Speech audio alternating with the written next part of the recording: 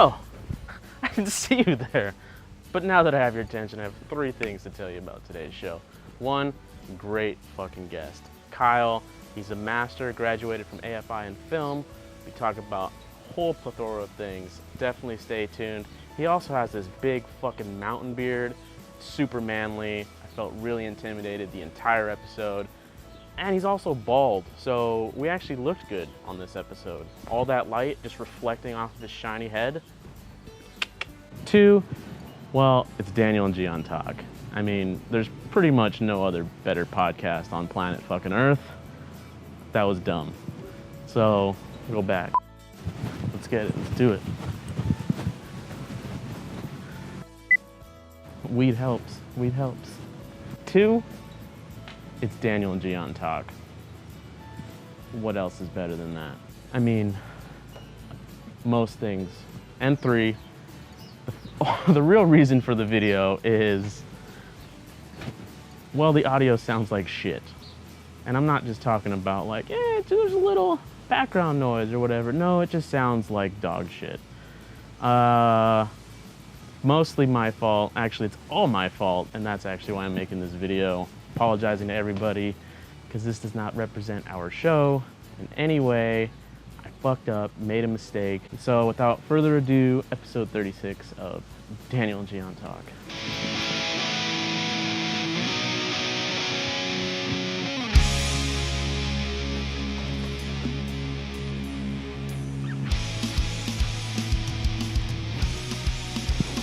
What's good? You're listening to Daniel and Gian Talk Shit. I am Gian.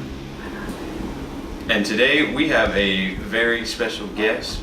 He's a musician, he's a screenwriter, he's a filmmaker, Mr.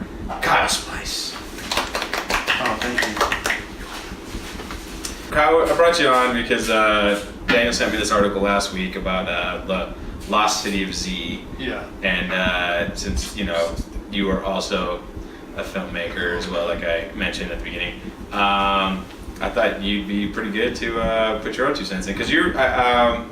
So I met you because my sister and your wife are really good friends and know each other since high school, and then we met and we found out we had a lot in common. Actually, because at trivia night it was like, oh, you know all the sports questions, and then you're like, you know what? All the movie questions, he has the exact same answers. Right. So he can't be that much of a douchebag. No. I can tell you're a cool guy. I mean, we have a lot in common. We're both from the Bay Area. We both moved to LA to pursue the entertainment business in one form or another. We're both in the same entertainment business now. I came down to be in a band, but you were also in a band while pursuing the film and television business. So, like, that's what keeps me sane. What kind of music? I call it mountain slop. It's like early 70s, you know, Neil Young kind of rock kind of style. And the guys in the band, you know, to play that kind of music, they have to get in the mood. So you get a little drunk and it gets a little sloppy. But it's all, we're all having fun. It's all good fun, good taste. That's cool. It's pretty good. Same band that you moved down here? Yeah, all the same. They're all the same guys, but they're actually all up in San Francisco still. So it's whenever I get a chance and go back up there. If I'm up there for like a couple weeks, we'll do some recordings or play some shows. That's cool, man. Yeah. My sister sent me a recording of your show, that last one you had in December. Oh yeah, that's right. Yeah. And it's pretty good, man. I was impressed. I was like, oh shit. Thank you. Kyle's just not fucking around, man. This is well, after the show, I think she was like, you know what? You don't suck. Yeah. She was like, I was really like. I was expecting you to suck. Yeah, I was afraid to tell you that, you know, try to make something up at the end of the show, going like, I liked your tones. Yeah, she's not good at fake stuff. So do you play an instrument, or do you sing, or what do you? I play guitar. Guitar? Yeah. You're the singer too, aren't you? Or is that somebody else singing? Well, we all sing, yeah. Okay. I sing as well. Okay. But who's the main singer? I guess, yeah, me. Okay. The main singer. Like, if you guys were Kiss, you'd be Paul Stanley. Yeah. Well, you know, like Ace and Peter Criss got to sing songs every so often, but, you know, Paul and Gene. True. I would like to be Chris, though. I think the drums I would have more fun playing. The drums are fun. I started playing those recently. You also got to like carry the band, though. That's the rough part about it. So you get to sit in the groove. You get to control everything. So I've been like, And you get to sit down the whole time. yeah, that's fine. But I'll sweat through my pants. That's no fun. But I've been practicing, like going, like renting out rehearsal spaces and just like playing the drums. And that's cool. I'm getting a lot of like kick out of that. Been playing guitar recently. That's your next endeavor. Is yeah, but playing drums in a I would band. love to like buy like a cheap set on Craigslist, but I live in an apartment, so I can't like. Your neighbors will understand. But you got to keep the drums for a gig. Like if you end up like joining a band as a drummer. Yeah, I'm cool with that. Plus, I think if I had my own drum set, then I pretty much would just record all of it myself down here. Right. Yeah. That's cool. Drummers are the only band members that can like wear basketball shorts and like a sleeveless t-shirt, and that's okay. And they do. Because I can't see like any of the other members of a band rocking that going on stage, and you're like, what the fuck? But you see a drummer in like basketball shorts, and because he's laying down or whatever, you're like, oh yeah, okay, that makes sense. I've seen guys, drop trow right before playing. Can't play in their tight, skinny jeans. They got to play in their boxer shorts. Oh yeah, man. Like you said, you get sweaty as fuck back there. Yeah. Same thing with like shoes. Like I can't play with these shoes. I gotta get this Drum shoes. Yeah. There's drum shoes. Well, they're like racing shoes, like like Keds or like low top Converse, something. Easy. Oh, I've seen guys in the racing shoes, like the race shoes. That they're real small, real thin. Like wrestling shoes? Yeah, they'll use those. Yeah, I've seen that too, man. I've seen it all. That's hardcore. I've seen the toe shoes that the CrossFitters use, man. Finger things? Yeah. And then seen those finger shoes in the Birkenstocks. And then the drummers got the gloves because they don't want to get the blisters. Yeah. If you don't have blisters for playing drums, you're not a real drummer. That's how I feel. Exactly. Fucking wearing drums. I think the last time I don't know how you can wear I was drums. gonna say, you wear drums? The last time my buddies and I did like somewhat of our own small tour, like somewhere in Seattle. We were playing with a band and the guy cut his finger and bled all over the snare drum. Ooh. And I think just like this was like 2009. And last Christmas I went up and was playing with the guys and I sat behind my buddy's drum set again. Just blood stains. Yeah, the blood stains from 2009 were still there. He hasn't changed his snare head. He's not worried about AIDS. It gave him a tone. It's just giving it a tone. Yeah, it's that It's feel. Let's give him that thick punch that he wants. That's for all those drummers out there who want that tone. They just slice themselves open, just drip some on there, let it dry. It has to come organically. You can't do it yourself. Oh. Yeah, exactly. That's just play hard. That's the only real play like Whiplash. You gotta slice it. Fuck that movie. Better than LA Story though, or not? La La Land. Yeah, La La Land. I haven't even seen that. I heard there's dancing in it, and I don't watch movies with dancing. Carlos saw it. It's pretty much. I mean, Except it's breaking. the same movie. Breaking. Someone who's so committed to their music, they end up alone at the end of the film. Whiplash and Fucking spoiler alert. It's the same thing. I mean, I didn't finish the movie. That's what someone told me. Oh, that's fair. I will watch it when it comes out on DVD. So since we're talking about movies now, Daniel, why don't you break down the article since you found it? Well, the article talked about a few things, but it was mostly, for me, my takeaway, like what's important to me that I want to talk about is how what's the guy's name? I'm blanking on his name right So when I saw the director's name and I saw the movies that he did, I've only seen Late on the Night probably. Yeah, no, like half of it. I didn't even finish that movie. So I was like, okay, this guy. It's Gary something. Gray? No, Go. Gray? His last name is Gray. That's not Gary. His last name is James? Gray. The James Gray. Is it James Gray? I'm actually looking it up. Well, anyway, I'm looking it up on the it's about how James Gray. He made some points about how the audiences of today want Marvel movies and things like that, and that's causing movies like that were coming out in the 70s to become less and less of a thing. And how people, just because he makes movies all the time, he gets to work with big people, Joaquin Phoenix, whatever, that he's still kind of living, not necessarily living paycheck to paycheck, but he's not well off. There's no, people just have this assumption that, oh, you're in the industry, oh, you're a director, you made these movies, that you're Spielberg. And for me, my takeaway on that, I mean, there's talks about more than just that. He calls it the middle class movies, like the mid-major movies are disappearing, is what he's saying. And he said his first movie came out at the same time as Pulp Fiction did, and it's made for about the same amount of money, I think.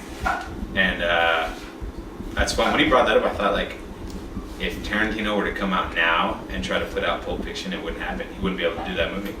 Well, it depends if a Pulp Fiction came out before it. If nothing like Pulp Fiction came out, and Pulp Fiction came out in 2017, I still think it would be Pulp Fiction. Well, I don't think so, because I don't think he'd be able to get the money to make it. That's what I'm saying. Yeah, but I'm just saying, if you think about it, why is Pulp Fiction considered like a revolutionary movie? Is it considered a revolutionary movie? For sure.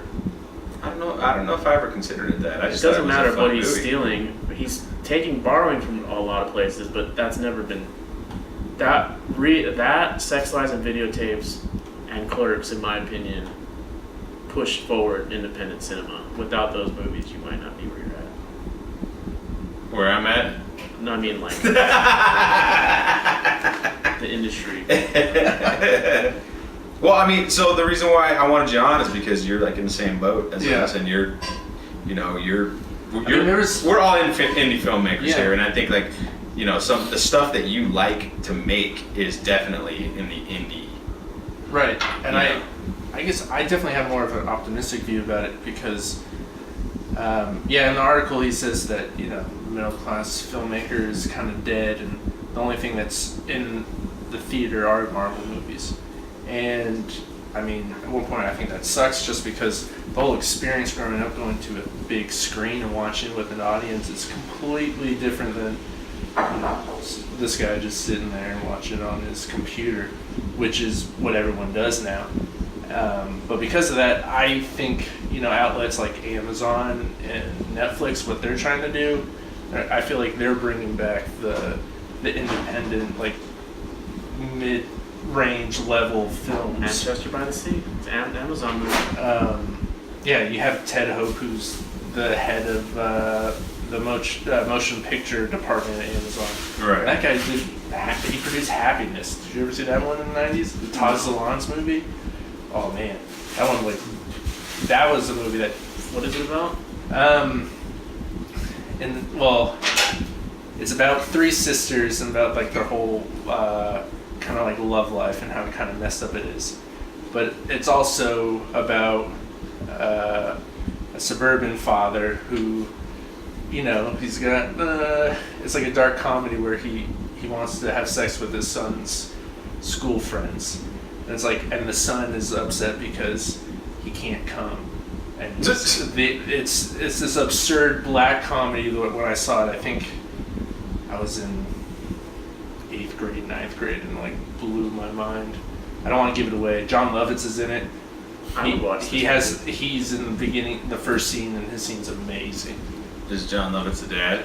John Lovitz is only in the movie for the first like 3 minutes. So John Lovitz is the reason why the movie got made, because he was like, okay, I'll do 3 minutes of the movie and then we'll get money for it. No, I don't think. No? Because there's a bunch of other people who are also in it. Philip Seymour Hoffman's in it. He plays a guy who just randomly calls people on a phone book and jerks off while he's talking to them. At that point, Philip Seymour Hoffman wasn't Philip Seymour Hoffman. This was like around the time of like Boogie Nights, I think. Okay. Maybe this was Todd Solond's second film, so it was after like Welcome to the Dollhouse. Did you see that one? No. You gotta see that one. I think when I first met Tweet, my wife, she had asked me, what kind of movies are you into? And I'm like, oh, there's this movie called Happiness you should watch. And she said she turned it on, and like, before that all she watched were Disney movies. Right. And then watched this movie, and it just like completely corrupted her. But yeah, going back onto my point, it was like, so you have Ted Hope, who's the head of. That's when she got attracted to white men. Watching that movie, she was like. But I just read an article, it was on IndieWire, where Ted Hope has just signed a number of first look deals with a number of indie production houses. Well, that's funny that you mentioned Amazon, because in the article it says Lost City of Z is an Amazon movie, right? Right. Yep. So it's in the same. Well, I just hope they keep releasing. At least, I mean, my problem with Netflix is, and Amazon and other online distribution companies and just companies in general, production companies, is I worry that the theatrical distribution is going to disappear. Oh, absolutely. And that's I don't think it's going to disappear because that's the way Marvel's going to make money. That's the way Avatar's going to make money. Right. That's the way Transformers, whatever. That they're going to make money that way. Period. So the theatrical experience is not going to go away. But you might not see a movie like Lost City of Z in the movie theater. You might not see Manchester by the Sea in the movie theater. You might not even see Scorsese's movie in the movie theater. That I agree with you 100%. And to me, that's bad. Because if it's a limited showing, sure. I'm fortunate enough that I live in Los Angeles. I can go to the limited showing because it's going to be showing here. At least it's either going to be showing here in New York or both. I mean, if you live in Milwaukee, maybe you might not see it, but you know what I mean. I mean, well, there's enough independent like film houses in LA that I definitely think you. I will be able to see something. Yeah, you'll be able to see something. But I don't know. It's just kind of like living with the fact that you may not get it into a big screen like the Marvel movies, but you have all these other platforms that everyone is like watching every day. You still have a voice. Yeah, like that's what is exciting is that there's more outlets For sure. for my voice and your voice to put stuff out there. Even if the first couple stuff that I make, I put online for free. It's just You're able to put it on somewhere. Yeah. You're able to put it somewhere. And that's he also mentioned that too. He said if back to the article, he said if I was born in the 70s, I would be like a Spielberg. I would be someone. He didn't say Spielberg, but he said he would have that money. yeah, he'd be Because living in Bel Air. Yeah, exactly. That's what he Or said. he'd have been elevated to like because in the 70s that's like Those movies are what people wanted to see. and that's or at like least those are the movies that were being made. the 70s was like when all these kind of films were coming out where people appreciated the American New Wave, that's what it was. Well, that and like I don't think you had everybody and their mother making a movie then. right. Now YouTube's. Well, it was harder to make a movie, so Like, I didn't have the technology. That's why like Scorsese, that's why all these directors, they went to film school so they can get access to film stock. That's it. Like that was one of their, I mean, that's not the only reason, but Scorsese specifically has been on record saying that, NYU was the only school that had film stock readily available. So, and it was... I'm sure they were like one of the few that also had like a master's program Right. at the time. Because who was taking film seriously at that time other than like the French? You know what I mean? In terms of academics studies. So, well, there's always USC. The last couple summers I've taught summer school to like high school kids, just like basic knowledge of trying to create short stories and stuff. And I think that's essential. half the kids already have YouTube channels with more subscribers than I would have guessed. And like some of this stuff I'm just like, wow, this is really bad. Let me try to like help you Get make better. Yeah. And so, these guys are, 12, 13 years old and they've already been doing this for like 2 years. I'm a firm believer that That's great. I think that's a wonderful thing. exactly. I think filmmakers. What I mean to say is, if you're a filmmaker or not, let's say you want to be a neurosurgeon and you don't want to do anything with film, I think that person should still know film, the basics, the fundamentals. And what I mean by that is, if you watch a news story or you watch a documentary, you need to be able to see if you're being deceived or not. You need to be able to know, like, oh, is this editing being deceptive? Are they throwing someone's line, on a cutaway, and maybe he didn't really say that and they're piecing it together? Like reality TV. I feel like reality TV is programming kids now to be more dumbing them down, I guess, because if you watch, like I remember Jersey Shore when it came out. I don't think kids are watching reality TV. Oh, I do. Of course. Kardashians, are you kidding me?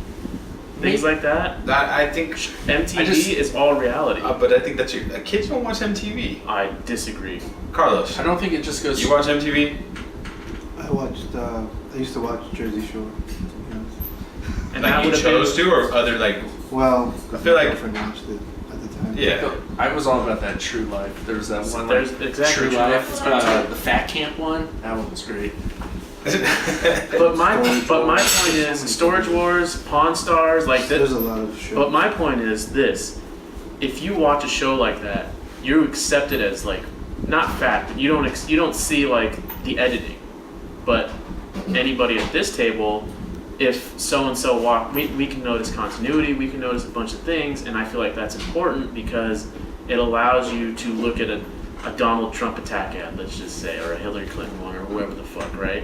You know that it's in a, like, maybe she didn't say it like this, or maybe he didn't say it like this because it was pieced together. It was pieced, and I feel like if you're not prone to that, you're more susceptible to just believing it at face value. I think right now, like, even non-film people are picking up on that because of how much information there is. Right, and I think that's like, everybody knows now that you can't trust, like, not everybody, but a lot of people know you can't. They're starting to be skeptical. But 20 years ago, that wasn't the case. The issue is that they're getting driven to InfoWars and listening to the crazy shit that guy's saying, or they're going to HuffPost and taking everything. You know, that's the problem right now. The mainstream shit is getting demonized to the point where people are believing these other shitty or radical outlets. But I'm just saying. I think it's a fundamental part of being born in today's times. Because you see it's a TV, time. you see commercials, you see everything everywhere. I mean, there are screens everywhere for sure. Well, what I'm noticing is the visual art form is kind of, like you were saying earlier, it is dumbing down. You have quicker edits just to keep everyone like pace focused and keep them from, you know, if you have a long shot, to get bored. Well, it's not the fact that like it's now becoming, it's more just like talking heads. That's funny like, that what this video is just us talking, where like everything I'm seeing that's coming out, majority of it is on just, YouTube and stuff. Like if you watch it with the sound off, like you're just, I don't know what the story is. I'll give you that. Just like Gian's done videos where I've edited. He does like a sports thing. He hasn't done it in a while, but where you cut out the pauses, you cut out the ums, you know, and it's just you're just doing a jump cut. It's jump cutting. That's a very popular thing on YouTube where it's like all of us, they're just just to put together a sentence, and he just does it because, you know, I just do it because just to take out the ums. That's it. That's it. But it makes the pace go fast. All of a sudden, a 10-minute video becomes a 7-minute video. They've done studies about that, though. It's not so much, it's like, so the kids now, and we're part of that too, like kids younger than us. Because we're millennials, right? Yeah, we're technically, that's weird. I don't even, technically, what are we? We don't have one. Oh, really? Yeah, I've heard Gen Y, we're like Gen X, like at the end of Gen X. Is that because we're we considered remember a time when millennials? there was no internet? I don't know. I don't even know what the, you know, but not big. But kids now, because they've grown up with screens everywhere, yeah, and something needs to catch their attention faster. They right? process information faster than older people do, sure. Because they've grown up with this you're just getting bombarded with images and information so quickly now. So because they process information so quickly, they don't have the patience to wait on a long shot or watch a 70s film like they used to. Or just be like, forced to think for themselves of like, you know, it's an emotional art form, and they don't want to feel the suspense or anxiety. I don't even know if it's that. It's just more like they're just so used to getting everything they want, you know, right away, that it's hard for them to turn that off, you know? Yeah. And I think that's something that's taught to you, you know. It's something, if you're in a society where you get everything you want immediately, which is like, I mean, the whole country's doing that, not just kids, but there's adults out there that we're so used to getting everything we want so fast, you know, like fucking Amazon, you know, I mean. Drones and all that other shit. I have friends where it's like the moment that they're bored, they immediately, they just go straight to their phone. Yeah, we're getting sucked into these phones, and we're totally going off subject. Like I told you before we started, it happens sometimes. But let's back to the article. There's one thing that I don't, and I think you guys kind of talked about it already, but I don't agree with. So whatever his first name, Gray. James. James Gray. So James Gray, he's blaming the Marvel movies and the big action. I don't think he's blaming them. He just says like those are the only ones that are being shown in theaters. Well, he's saying because that's what people want. He said in the article that's what people want to watch because that's what they want. If that's what people want to watch, that's what they're going to make, and then inevitably that's all that's going to be there. They're using the same 5 directors for all those. Yeah, that's what he was saying too. Well, my disagreement is I don't think that it's what people necessarily want to watch. I think, and we've talked about this on other podcasts, I think that piracy is a big reason for the failure of mid-major films. Because you can't get the same effect watching a Marvel film at home that you do in the theater. But you can watch Manchester by the Sea at home and get the same exact effect that you would in the theater. You don't get the popcorn smell, you don't get that kind of shit with you. But actually, like, the visual part of it doesn't change. You know, it's the same experience for that kind of movie. Well, I mean, but there's some movies out there that I've seen on the laptop and then I've seen on the big screen. It's like, you need to see it on the big screen because there's stuff that I did not see on the tiny screen. Like, I have a buddy of mine who's filmed just like 2 screens, one in Encino and another theater out over the weekend. And I saw a cut like on my computer, and then 6 months later I saw it on the screen. I was like, this felt like a completely different movie. There's just like Manchester by the Sea. Like, I wish I saw it on the big screen. I think I would have paid attention more, actually. Because when you're at home, like, you easily get distracted. You're forced to pay attention. Well, there's definitely a distraction there, but my point is, the reason why the studios are pumping out all these big budget films is because they know they can make money. Those are the films that people won't pirate and watch at home. They won't skip the theater altogether, or they won't do the on demand. Or they'll do both. You know, or they'll do both. But there's some Marvel movies I'll purposely feel like I'll have to see that on the big screen, but it's not a lot of them because I feel like, again, like, they're kind of tailored to. But you're also a film master. I'm not a master. You didn't get your master's? Oh, I did get my master's. So you're a master. I paid for my master's. Well, you did. Well, anybody. You have a master's degree. I think the most important question they asked me for my interview was, "Can you afford this?" Yes. Yeah. And I think that's how I got in. Nice. Yeah, I forgot what we were saying. What we were talking about. Me too. I had a point No, too. well, I'm saying that because we're complete outsiders when it comes to watching certain kinds of films. Yeah. Because we know the process that goes into it. There's different things we look for now, like, you know. I mean, Oh yeah, I mean, I you know what I'm watched saying? movies So I can't, like, for you to say that, you know, well, I'll only watch these. I'm talking about, you know, Joe Public. You know, Joe Public's not gonna.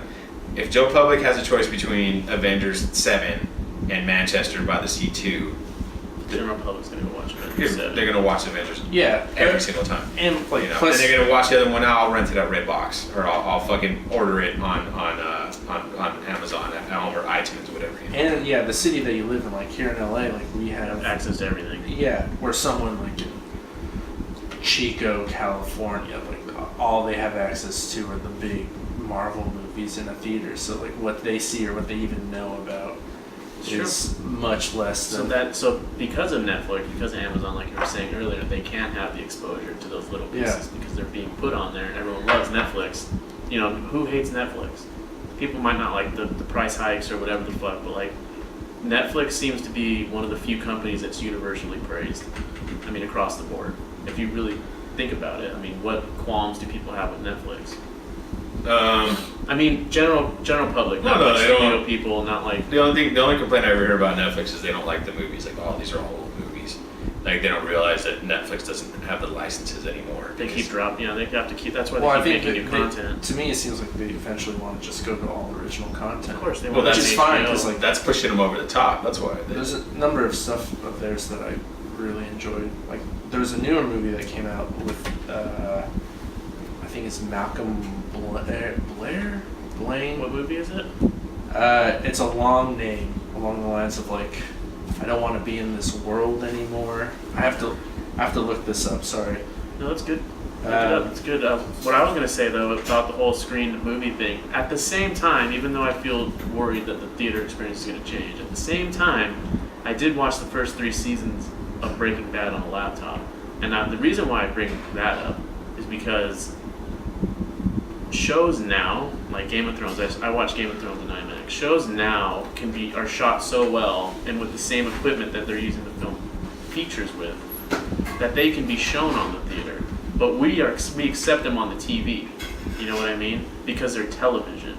But if you look at Game of Thrones, theoretically, if they wanted to release one of those episodes every week in the theater, people would go to watch that because it fits in that realm. But yet we still accept it on the little screen, like Breaking Bad. Well, it's also an epic too. Like, But Game what I'm of saying, Thrones has so much Breaking huge, Bad, you yeah. can watch on a it's not Manchester by the Sea or something, but it's a smaller scale project where it could still be projected. They shot it on film, you know what I mean? But because it's TV, now we're willing to accept it. But, you know, in all actuality, that's a show. I mean, there's also a price thing. Like, would you want to go watch? Would you want to pay $15 a week to watch a TV show? I'm just saying. It adds maybe, up after a while. Sure, but maybe there's a. I'm not saying that that's going to be what's going to happen. But Right. my point is that for movies, I have this thing where it's like I got to see it in the theater, but now because TV's so forward, it's so advanced now. I feel like it's almost on par with movies, if not better than movies. I find myself watching TV more than I do movies. TV shows. That's where the art form is. It's like if you can tell a story in 90 minutes now, like that's the lost art form because of all these long character arcs. Like, but see, I like Game of that. Thrones, great, but after 3-4 episodes, I'm over it and I like moved on. I've never finished past. I think I watched maybe the first 2 seasons, but I've noticed that with like a lot of these shows that I'm watching, that I'm liking more of the 6 to 8 episodes. The mini series where where it's over after one season. Or do you like mean those you too. like the BBC format where every episode's 90 minutes? No, there's one BBC show that wasn't like that. It was called Luther's good. Utopia. It's from like 2013, and altogether it was 2 seasons, a dozen episodes, like 60 minutes each, and I binge watched that on like 2 weekends, and that was great. And I think that was like the last thing I've actually watched all the way through, if it was more than like 10 episodes. England does that. They like to just this is Which is 10 great. episodes and that's it. Sherlock Holmes was like every episode was its own movie, wasn't Right. it? But I'm just saying though, like, you know, it's You got so much material for Sherlock Holmes, too. That's the other thing. because TV to me solves the problem that I've always But then had you with see you movies. start to see the equation of each episode. Oh yeah. Well, That's just like movies too. there's a formula in True. TV. Like you see the Pixar equation now. Yep. You see the Marvel The equation. Marvel. That's why I don't really care for Marvel movies anymore. I'll watch Guardians of the Galaxy 2. I'll watch whatever they throw out there.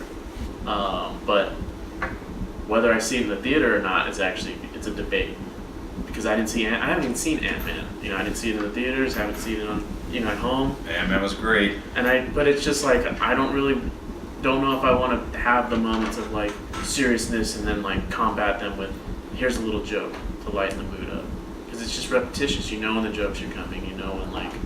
And it was fresh during that first wave because it was like, oh, this is different. But then now, how many years has it been? 2008. Wow, it's almost been 10 years.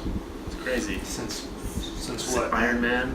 Oh, That's why you got to shut it down after a while. Like we both went and It's saw. the Western. Spielberg called it the Western. We both went and saw the latest Fast and the Furious movie. Did you see that? Why? no, but I did work a day on it, Did you see it? and I saw all I needed to see.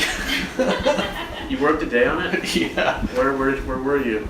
We were actually on the Universal lot.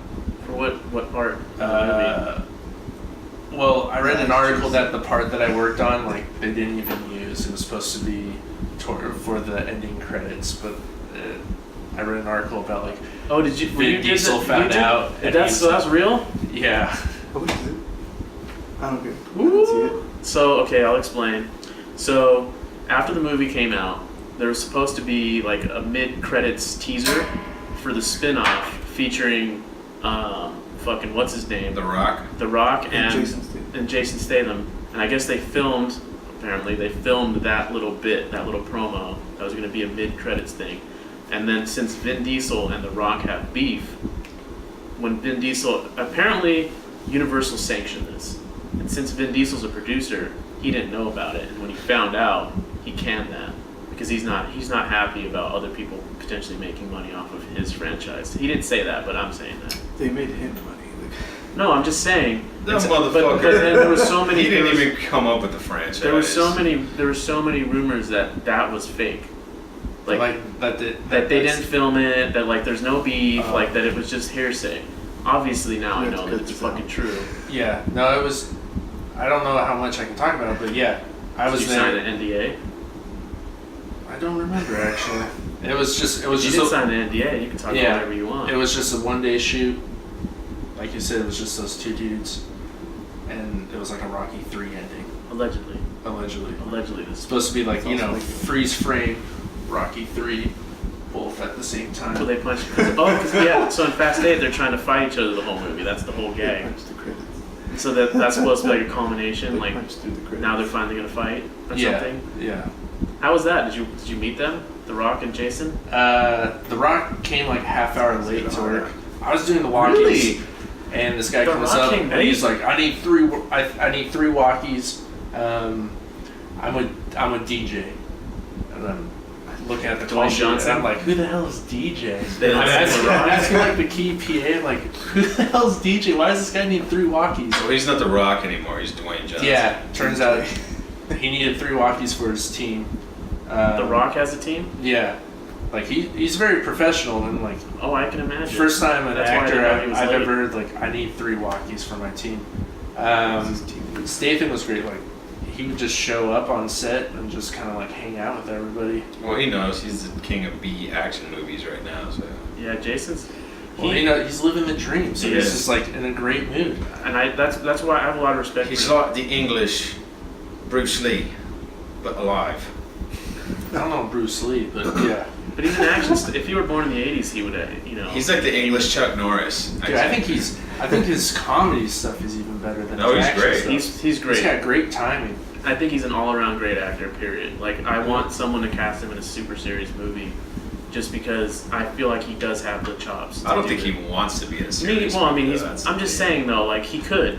If Scorsese came in knocking, or someone like that, I keep bringing him up because I don't know why I'm on. I would give him like Scorsese, something that goes against his normal roles, like if Like if no it- action. guy. Yeah, if it was like a serious role, I would give him something really random to see if he can like pull it off. You don't want him playing the tough guy. Like No, you don't. Not if he's gonna be serious, because then you don't. You're already associating him Yeah. with something serious. The action stuff. That's cool. That's cool to know that actually happened. Yeah. Oh, you thought they just wrote it up they made it up? So because they dismissed it immediately. I think even Universal announced of course they released did. a statement. But it was like, because I heard about it. That's why I knew exactly what you're talking about. And then it was refuted, like, no, it didn't happen. They're fine. If Vin Diesel's the face of the franchise, they don't want to paint him in a bad light. Well, that's So, because only because Paul Walker died. No, I think Vin Diesel is. He's a part of it, yeah. I think 'cause that's Vin- why they brought him back. I think- feel like it was always Vin Diesel. Like, Yeah. Paul Walker wasn't like You that never big of even a watched name the when the movie. first one came Yeah, out. Dominic Toretto is Fast and You Furious. never watched the movie. But the funny thing is, I've seen the third one the most, Tokyo Drift. Oh, the one. The one that yeah. For some reason, that's the one I've seen the I haven't most. seen it. I've only seen the first 2. Vin Diesel comes in at the end. He starts drifting with him. And it's like muscle car. And Tokyo Drift is like in the It's a goddamn tear in continuity. In continuity, it's like number 7, right, or something like Oh, that. I have no it's idea. like it's weird. They Because Honda. It's just crazy though. With each sequel, like they make more and more money. they didn't make Like the last- $1 billion. They made Yeah. $1 billion fucking dollars. Normally, when you That's- have like 9 or 10 sequels, that means that you're in Police Academy territory. Like, Well, that each was- one is worse and worse. That was kind of the point I was trying to make. That I saw the movie and I was like, I knew what I was getting into, so I had fun. It was a stupid movie, it had a bunch of explosions and shit. It was a good time. Daniel, on the other hand, goes and he's pissed off about what he's seeing. Like he's upset by it. Well, what pisses me, there's 2 things that piss me off about the movie. One, if you were to take, let's just say the movie's 150 million, that's 15 movies that you can make out of it. You know what I mean? Like, out of the one movie that was on screen, you can make 15, or you can make 150 $1 million pictures. You know, and you can launch careers here. You can do things with that money. Whoa. Now, don't get me wrong. The crew's getting fed. The actor, everyone's getting the studio. Everyone's happy. Obviously, you The make a movie state- like Fast. It's going to bring more money for the whole company as a whole. It's going to maybe potentially use that money for other creative The things. state of the industry we're in, if you make 15 movies with that 150 million, which is probably cost more than 150 million, you're gonna make 15 flops. Maybe. So Maybe. I can see why that doesn't happen. Maybe. It depends. Which I is just saw Colossal this weekend. which- It was a $15 million movie, and the amount that I didn't even hear of. Colossal. Yeah, but that's because you're not really into indie stuff. But to be fair, it was a monster movie, Was so it better than Time Crimes? I haven't Crime seen Time? That's the only other movie I've seen of that guy's. Nacho. this is the first movie I saw, Wow. and the only reason why I watched it is because when the movie was first being made, originally the monster that they have in the movie was supposed to be Godzilla.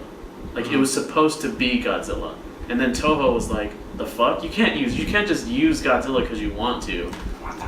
And so they sued the other company. He's a Obviously, big Godzilla fan. yeah. That's why I heard about it, because of that. Because my fucking nerd Godzilla friend shared it. Oh, okay. And then I'm like, oh, what is this? Well, and then they reversed it, and I think it was the best decision that could ever happen, because this new monster, because like all I kept thinking, the movie's great, I loved it, but I You just should kept, see Time Crimes then. is this his movie too? Yeah. Just directing. I'll check it out. Based on that, I'll check it out, because it was fun. But I mean, my point is, that was a $15 million movie. If you would have told me it was $50 million or more, I would have believed you. That's how on point the CGI, when it was used, it was on point, but it was used in a way to where I can see now in retrospect that it was a $15 million movie, because they put a lot of creative thought into it, as opposed to like, okay, Avengers 2, let's have a 6-minute fight between Hulk and Iron Man in a Hulkbuster suit. You know that's going to cost $40 million, or I'm just making it up. Like, you know what I mean? Like, you're allocating money for the big fights, as opposed to being super creative about it and really trying to... Well, there's that, and there's also the, like, if I wreck my car and I take it straight to the body shop, they're going to quote me one price. But if I go through my insurance, they're going to quote a completely different price. There's also that aspect. Like, Yeah, I don't know what these people did their special effects. They could have done it in like Nicaragua or something. that they could have done it, or like they knew that they had a limited budget, so they're like, okay, we're gonna do it for this much. But when they find out that Warner Brothers or Disney's behind it, oh well, what cost fucking $100 an hour now costs $1,000 an hour, because they know who's funding it. That's true. You know, that's the one thing about this industry is like there's no set prices for anything. Nope. The prices inflate when you find out who's behind the project. You know, so I mean that's, who knows, $15 million. Who knows how much it really would have cost if it had got funded with more money. It's just one of those things. And there's also remember Deadpool, like, because they knew their budget was tight. They did something creative. They were creative about it. But it's also because it was first time director, and it was basically like, don't fuck this up or you'll never direct something again. You know, that's pretty much. I shouldn't have used the Avengers fight as an example. What I should have used as an example was the fucking scene in Fast 8 where they literally use cars as weapons. That shit was fucking retarded. You didn't think it was dumb?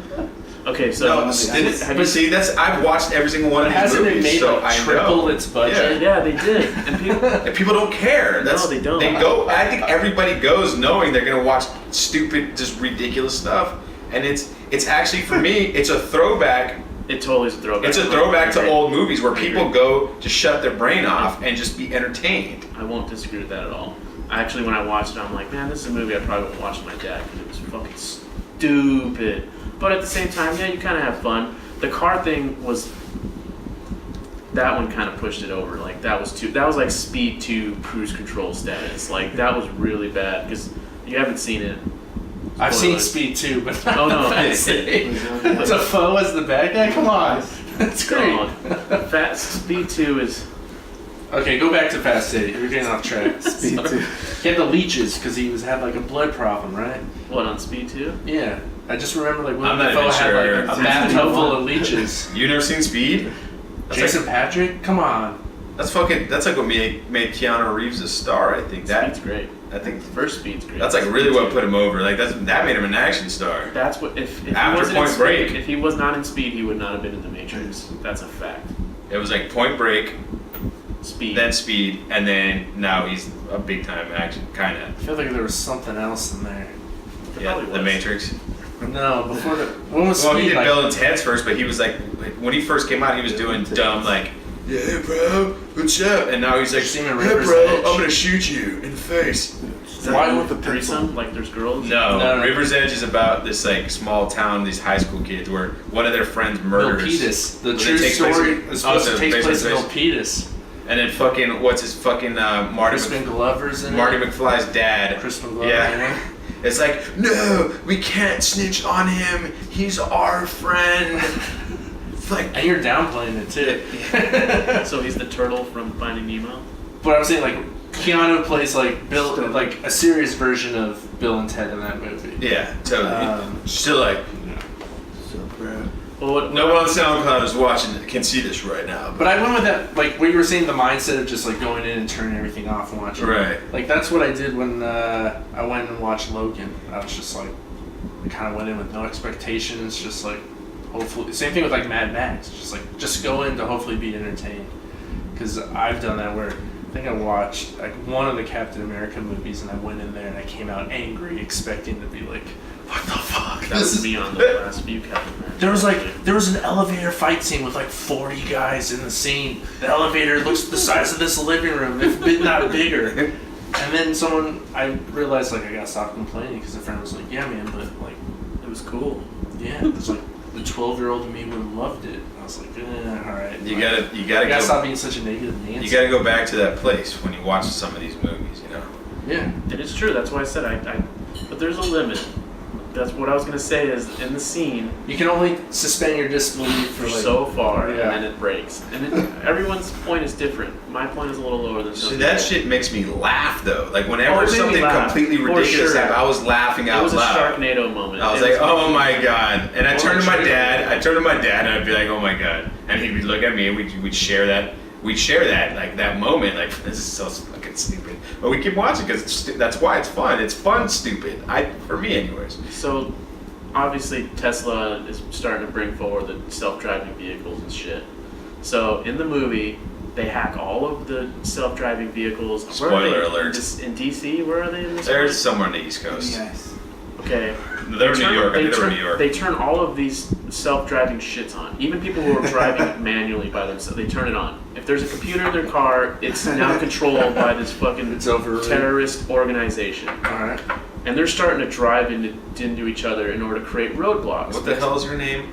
The lady from Mad Max. Charlize Theron. Charlize Theron. If Charlize Theron is signing on for these movies, then you know it's legit.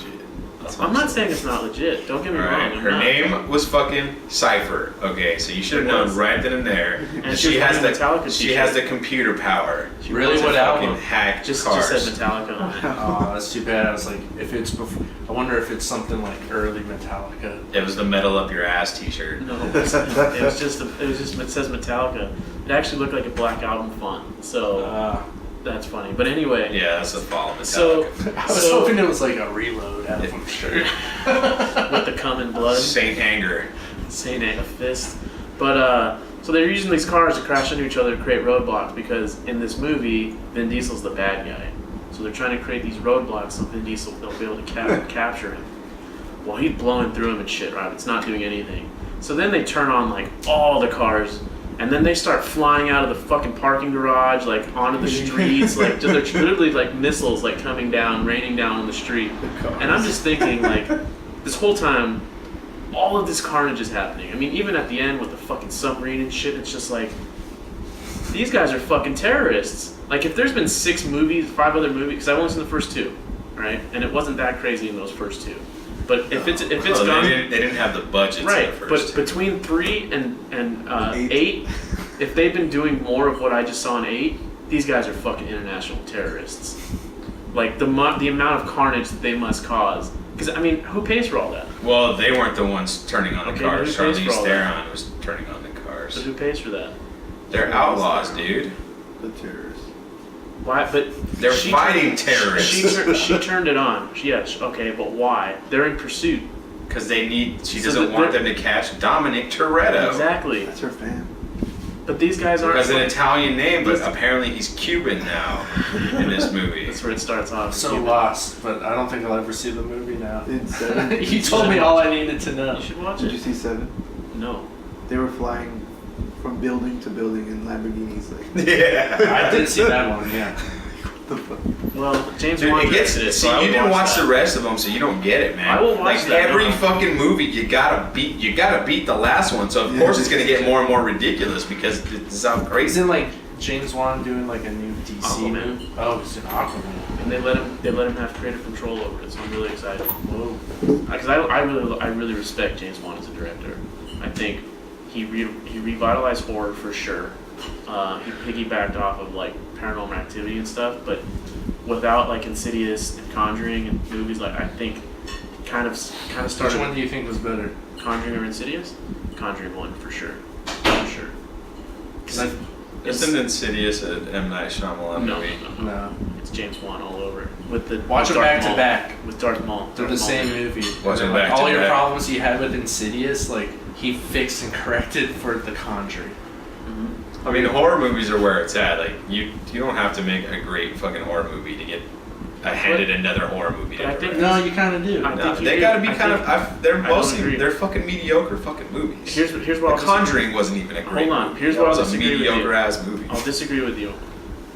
If you want to have a career like James Wan, where you want to make movies like Derek Derrickson, I think his name, I probably said it wrong, the dude who directed Doctor Strange, he started in horror. If you want to make that jump, you have to make good movies. And the reason why I say that, if you want to have like That's a why Netflix James career, Wan is directing a DC movie and not a Marvel movie. because he can make good movies. They're good horror movies. Because they're like, fuck, we can't get any of the good directors. No, I don't agree with that. The only good director they got is fucking Joss Whedon because he's pissed off at Marvel, but the rest of the directors are like, oh fuck, well they turned us down because they're gonna do a Marvel movie. I guess we could give this guy a shot.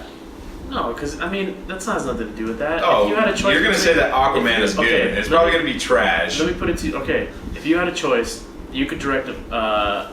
Give me your favorite DC character that's not Batman or Superman. Obviously, Superman's not it. Just give me your favorite character. Fuck. I have the same question for you after this too. Black Adam. Black Adam. Okay, I'm out. you're out. All right. The only comics I have right now I read is like Stray Bullets. Marvel. Who's your favorite besides the people who are out right now? You have to pick someone who's not there, but Marvel. Favorite Marvel character? That's not already out, so not Iron Man, whatever. Like, This isn't Marvel, but his name is Dan the Unharmable. That's tough. what is this? Comic book? Yeah, I guess you can call him a superhero because he's immortal. He doesn't know why. He's like a beach bum. See, Dude, that's a good movie. I'd watch that. when it comes to Marvel, I don't got an answer for you because every So then every character I'm pick into your has been favorite. into a movie. Pick your favorite Marvel character then. Wolverine. That's Disney Marvel. You know what? Moon Knight's being made into Netflix, but it hasn't been made yet. So let's say Moon Knight. Moon Knight. Okay, so you have two offers: direct Moon Knight, direct fucking Black Adam. Who do you pick? What's behind this? One is working for DC, one is working for Marvel. Fucking Moon Knight. Of course, I'd work for Marvel over DC. Okay, so I think that's my point. I mean that is my point, but I think that's not because they're getting bottom of the barrel. I just feel like once they get the opportunity, they're going to jump ship because it's more profitable there.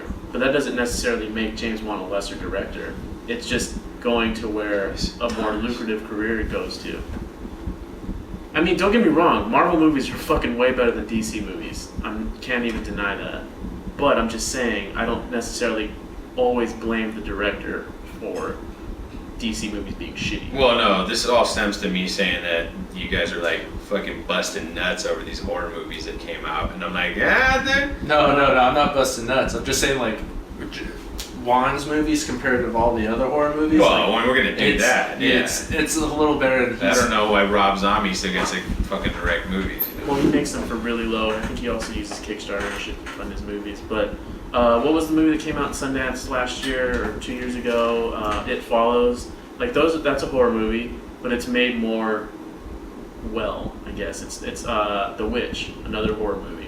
I mean, these movies will give people careers, in my opinion. Maybe not big careers, but it's going to launch someone in a more positive direction than if they just did a Z movie for Netflix. But it's tough to get out of that genre. I mean, It is, but James Wan did it. And so did Derek Derrickson. He got out. He did Doctor Strange. He did the movie with the Sinister. I like Sinister a lot. I don't like Sinister. You didn't? No. It was fucking weird, man. I thought the first 4 minutes was like great exposition. I was like, oh, this is great. And then as I was watching one, I was like, really?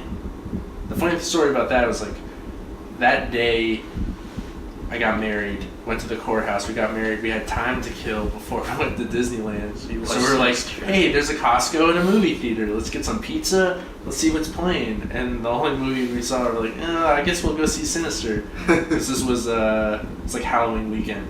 And we came out and we're just like, we'll always remember this day. There you go. And then I went. I didn't even bother to see the second one. Oh, I heard the second one was trash, like beyond trash. I mean, this is where I have to respect like the big execs on shit to see, because Doctor Strange is an occult character. Like everything he does takes place in like a mystical, like you could, not in a horror per se, but kind of in that same realm, you know. So It's mystical. It's mystical. So I could see like these execs. I gotta give them credit that they saw something in this guy's movie that he did visually. They're like, okay, I think he could pull off this Doctor Strange movie. They wouldn't hand him, you know, the Avengers movie. They wouldn't hand him a SpiderMan, but they'd hand him something like that because they know like this is something he can handle. You know? Well, maybe not Disney, but Marvel. But Sony handed the reins to well, it's not the new Spider-Man anymore, but the Andrew Garfield Spider-Man. Mark Webb. I think he did Indies, right? What did he do? Who did 500 Days? This isn't the best example though, because now It's just showing that like these first time directors, like a lot of them are taking that step where like I want to get the bigger bucks into the next movie. Like I think the guy who did Jurassic World did the same thing. Well, His first movie was, you know, low budget indie film. Well, it also kind of shows that Spielberg. they're gonna pay you less. I don't believe it's that negative. I honestly think, in my opinion. Well, that's the reason why what's his face Ryan Coogler's doing Black Panther and not Ava DuVernay because she didn't get any control of the movie. They're like, oh, well, we want you to direct Black Panther. She's like, cool. And the second I'm gonna make these changes. The second she nope. said she had any sort of opinion on it, they're like, well, you know, it's not gonna work for us. Call it that Coogler kid. You know. I just feel like it's a double-edged sword because it's not black and white, it's a gray area. Because on one hand, it's just how you want your. I mean, they're making these steps because they have a career that they want to get to. Exactly. And like that's why it's hard for me to hate on a Ryan Coogler. I'm not even gonna hate on him. I would fucking do that shit in a heartbeat. I feel like maybe 15, 20 years ago, the only people who were gonna get an Avengers movie are like someone who Jerry Bruckheimer chooses, or like a Michael Bay or something, because those are the tested directors. But my counter to that is the reason why these younger directors are getting them is because they're getting paid less to do so because they have an well-oiled machine now.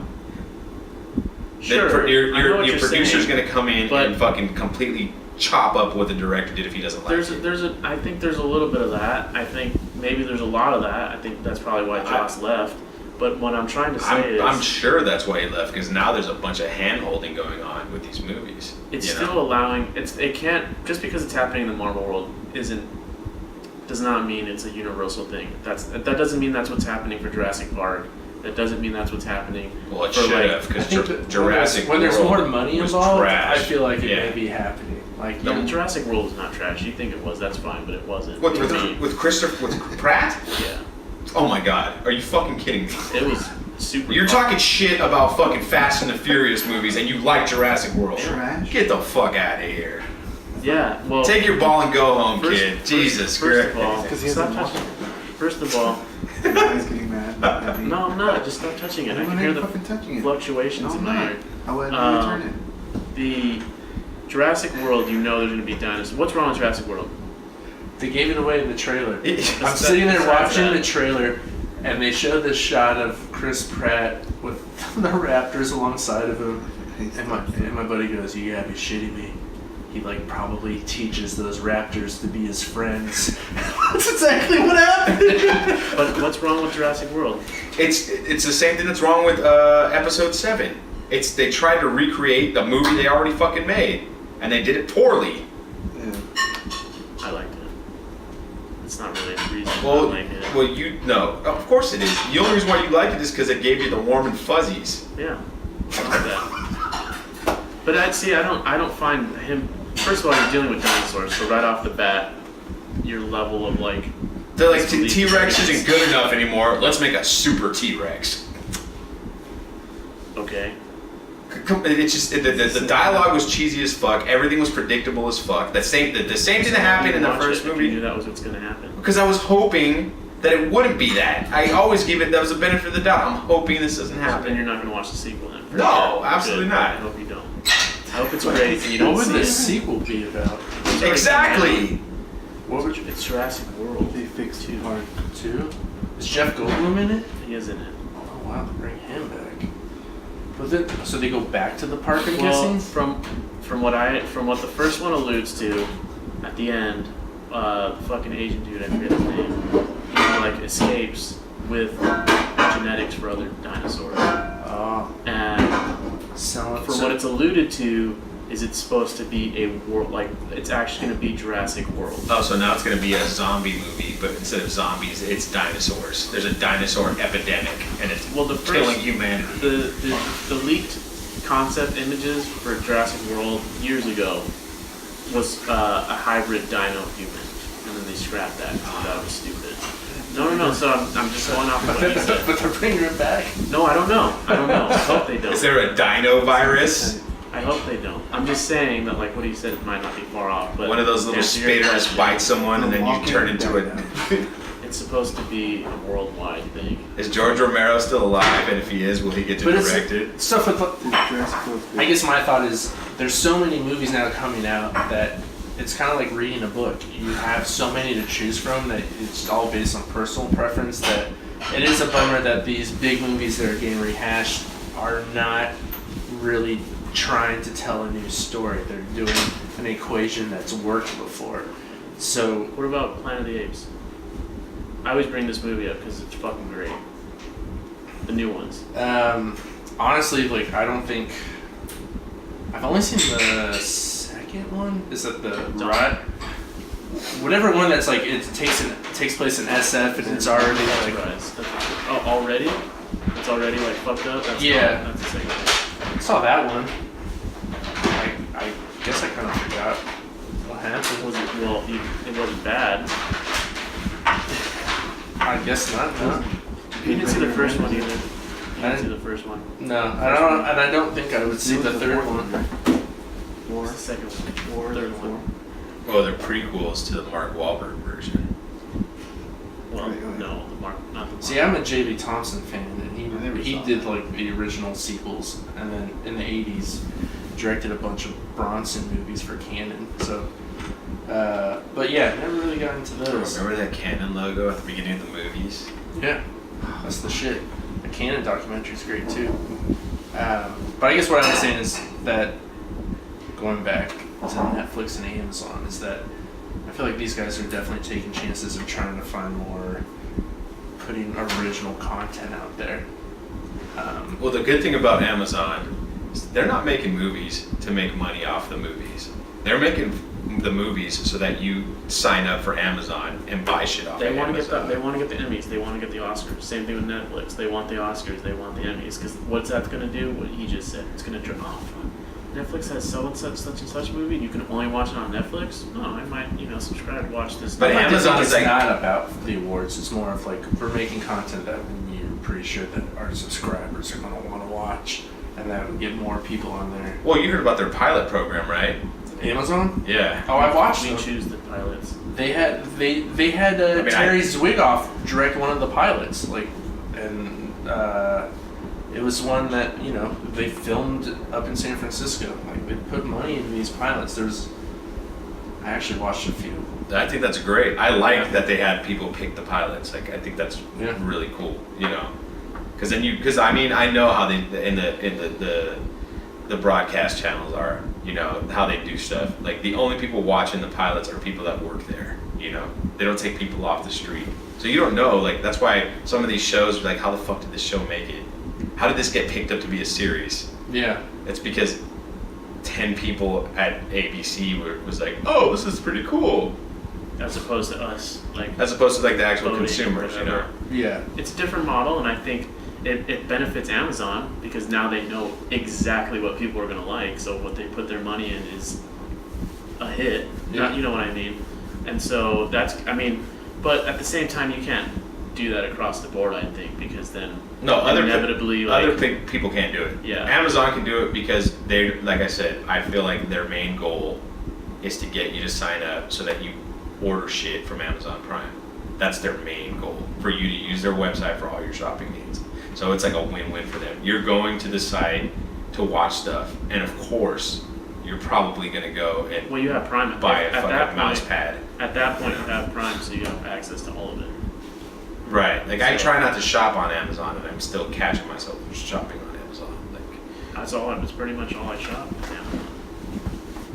well, you know what? I sent another article out, and it was actually, for me, it was tied to the first one, in a way. So, this movie, The Promise, came out, and I didn't realize it was from the commercials. Because number one, they didn't do a very good job of advertising it, but I did see it a couple of times.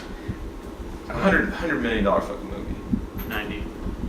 Well, the article said 100. Same thing. I can barely get 30,000 for a movie, and we got 90.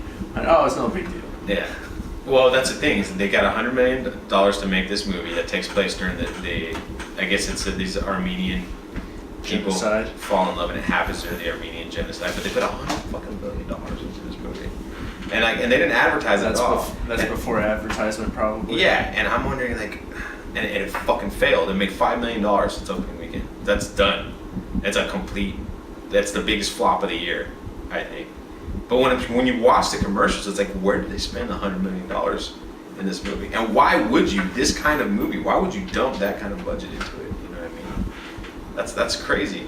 And I would consider that, even though it's $100 million, that's a lot. I would consider that a middle class, mid-major movie. You know, it's closer towards I know. a high 100 budget. million is 100 million. That's, to me, that threshold you're talking about is like 40 to 60, 90 the whole nother. Well, I mean, you have to think, all right, how much money did Christian Bale get? 5 to 10 million? 5? Oscar Isaac, he could fucking ask for a little bit more money because of Star Wars now. Maybe he won't get 10. Maybe he's not going to get Christian Bale money. Well, but there's it's also better. people out there blaming the X-Men Apocalypse movie on Oscar Isaac, which I think is stupid. Like, it wasn't his fault. It wasn't his Wait, fault. he was in that? Apocalypse. He was Apocalypse. Oh, I didn't see those movies either. It's okay. I stopped after the third one, the Brett Ratner one. I went, A I'm lot of done. people did. I'm done. Well, And so the That's why they rebooted the franchise. The reboots are different. it's Bryan Singer again, right? Yeah. No, I think Well, Matthew Vaughn was the first one. Yeah. Oh, But okay. he did Apocalypse, though. Okay. Bryan Singer. Which is why it sucked. I don't know. Really? There's a lot of theories as to why. I liked it. I still had fun watching it. I didn't hate it the way other people did. Like, it didn't bother me. I enjoyed it. I was like, you know, the Apocalypse suit was a little cheesy. They should have probably translated it. He looked like one of the bad guys from Power Rangers, Okay. Captain Ooze or whatever that guy was. But I thought the movie itself was actually pretty good. Like, the story was not bad, you know. And I don't know. I enjoyed it, man. There's been a lot of rumors as to why The Promise failed. I don't know if it's true or not. Well, the one rumor that the Turks were the reason why it failed, no. The Turks have no fucking power over the world. Money talks. So the Turks went around, right now, the Turks are allies with Russia, which means they have no allies, because Russia and Turkey and China. Okay, and I don't even think China's not really an ally of Russia. They're kind of loose on the outside. They're kind of like, yeah, you know what, we don't know if we want to dip our toes into this water yet. So, like, they're not part of NATO, if we're going to go political. So I feel like because of that, they don't have control. I don't know what. I think it just comes down to advertising. I didn't see it at all. I didn't see any at all. I didn't see it at all. And if you're gonna have a $90 million movie, you would think that it's not gonna happen. But in the ideal world, the movie should be $50 million, and you should spend the rest on advertising. I also have no idea who the woman is in the movie. But on Rotten I have to Tomatoes, it look has this up. out of 8,000 scores on the audience meter, it has a 95% audience score. Oh, it might. It might be a great. I still It want to might see win it. an Oscar. I still want to see it. It's just, you know, you can never tell. It's like the Wachowski movie they did with Tom Hanks a few years ago. Cloud Atlas. Cloud Atlas. It was a $150 million movie and it bombed. But you know, people weren't interested in that. I think it comes down to, like, if you take a let's just go with me for a Well, second. I heard that movie didn't test well at all. Cloud Atlas. I still haven't seen it, but hold on, just go with me for a second. The director did Hotel Rwanda, another movie about genocide. I believe that movie was a box office success. So from their perspective, they think, okay, He wrote it. He wrote it? Oh, I thought he directed it. Sorry. Oh no, he did. Sorry, my bad. Oh, okay. So they think, all right, we have another genocide on our hands that we can milk. Maybe this one has more story because you're adding a love story to it. So maybe there's a Titanic element to it, or like Dr. Zhivago. Isn't Dr. Zhivago a love story too? A lot of these big epics were based around love stories. Because that's how you connect with the smaller scale of things as all these big events are. I mean, Schindler's List isn't a love story, but it kind of is. It kind of is.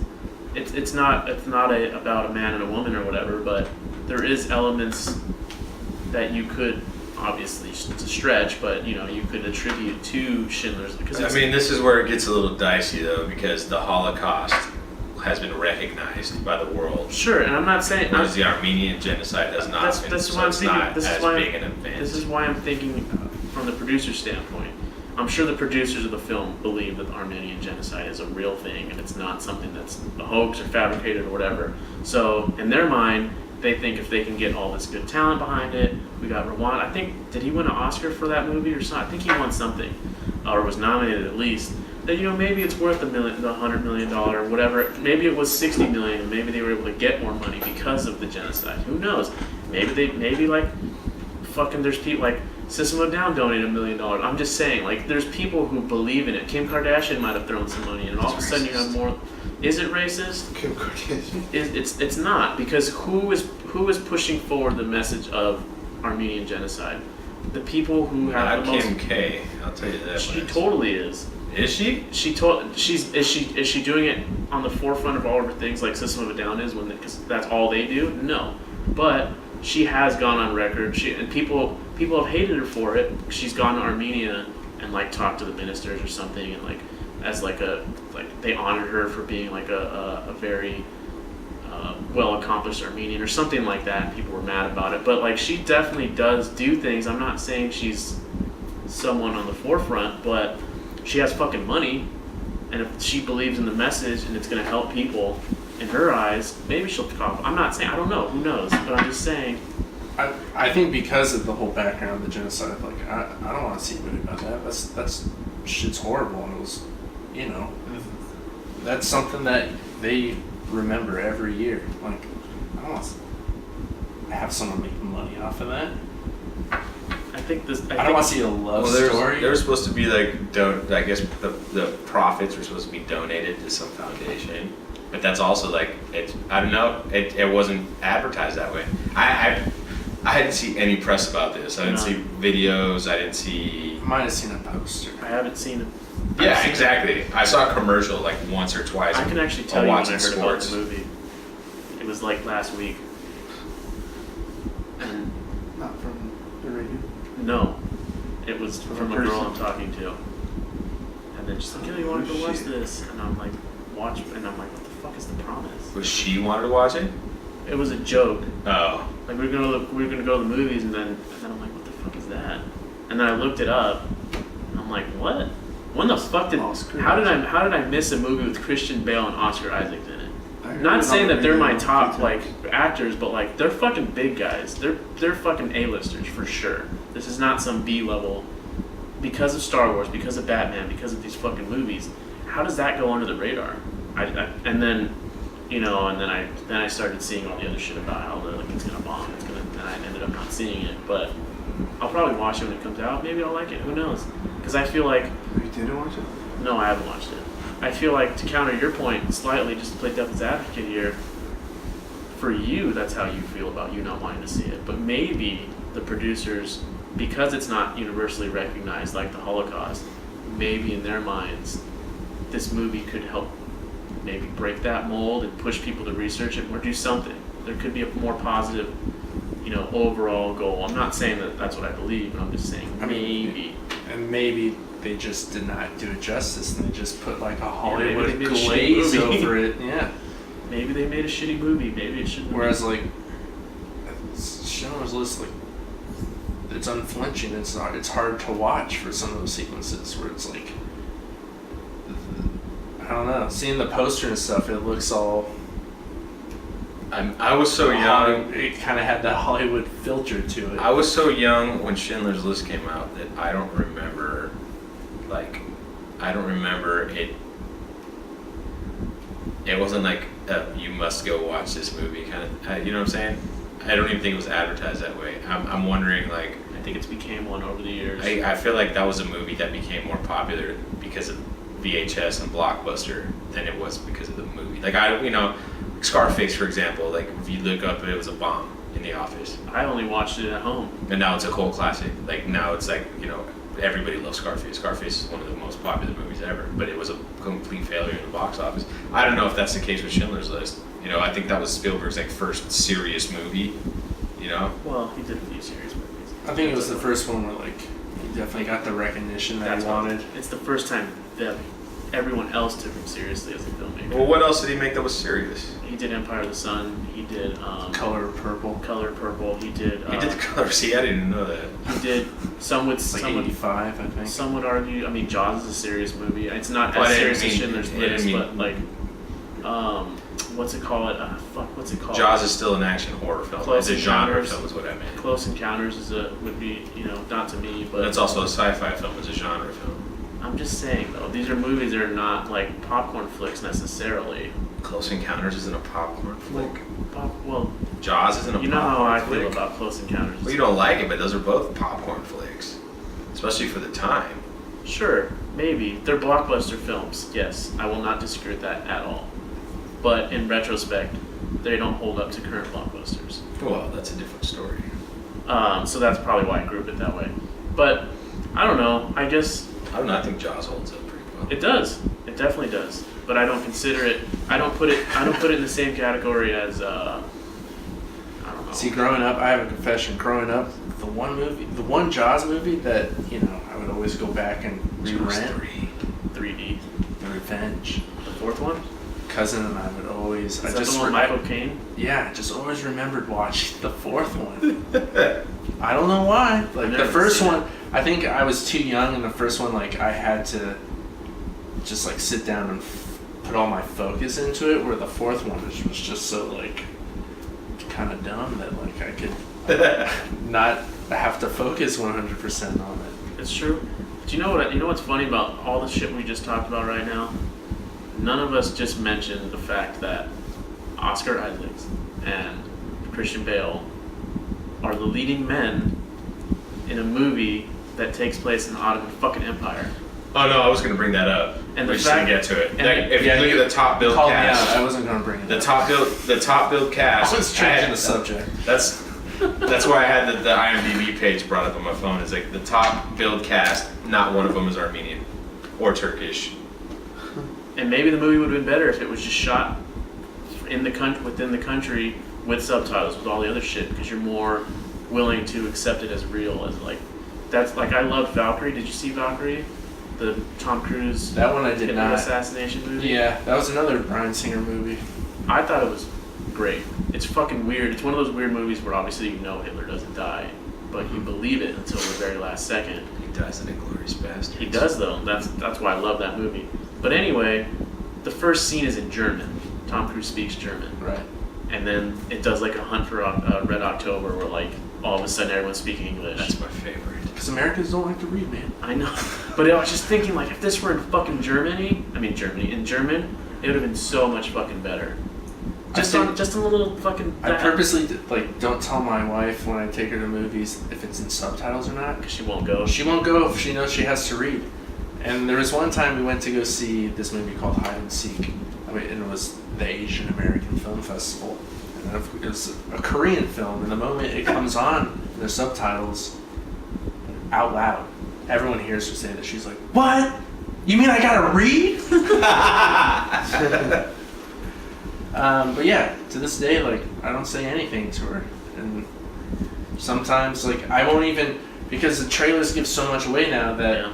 I purposely won't watch a trailer. I'd rather go in and not know anything, and I tend to like the movies more when I know nothing. So what do you watch? Because there's The last one that I saw, I went and saw the movie Raw. Oh, the cannibal movie? Yeah. I haven't seen it. Heard about it though. I just read one sentence about it, and I was like, all right, I don't want to see the trailer, I don't want to see anything. And I went and watched it, and I mean, I wanted to love it, but it was a solid movie. It's funny, everyone I know is like, it's a I haven't seen it yet. I was thinking it was going to be something different. Right. It's a, coming of age story. And it's also a sister relationship story. Incest? No, not incest. But for me, where it ended, like movies that end, and I think they end too early, where I was like, oh, it's just getting good. I want to watch more. Like one like Marcy May Marlene. Have you seen I that haven't one? seen it. I know what it is though. The way that What's movie 10 ended, minutes I was of like, class? I waited an hour and a half for this movie to raise the stakes, and it did. And the credits, yeah. So it was kind of like that, where it just ended where I thought, okay, now we are going somewhere. Now it's cooking. But yeah, I mean, I don't have Take any it away problems from me. with the movie. The main actress, she's phenomenal. Yeah, I don't know. I can't. I still think about it, so it must have been a decent movie. I can't figure out why I'm not like gung ho about telling everyone to go see it. Well, you said it. You just said like right when you were getting excited, it ended. Which is a bad thing. Yeah, That's an Act 2 problem. that's true. That means that moment should happen in Act 2, right? Or halfway at midpoint, at least. Something like that. I mean, I don't know the Second story. major reversal. Something. 75 minutes in. Because I don't know what the movie's about, so I haven't. I know. And I don't want to give it away Don't, either. because I want to see it Yeah, for sure. you should see it because like I was gonna go see it and then it wasn't playing anywhere, so I was like, I missed it, shit.